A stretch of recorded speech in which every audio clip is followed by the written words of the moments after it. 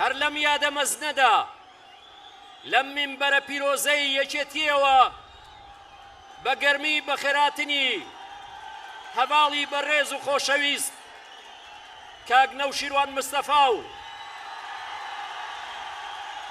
هەموو بەڕێزەکانی تری گۆڕان و هەموو میوانە بەڕێزەکانی لایەنە سیاسیەکانی ترەکەین.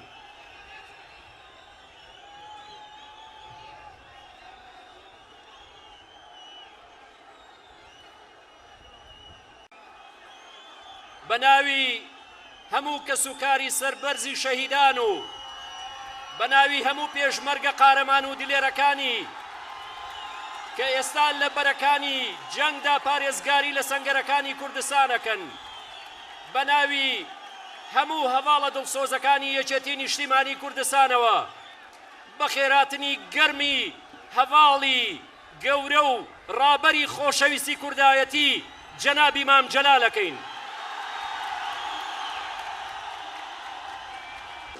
لەم یادە مەزنەدا چاومان ڕوون کە چاومان بە دیداری جەنابی مام جەلال کەوتەوە.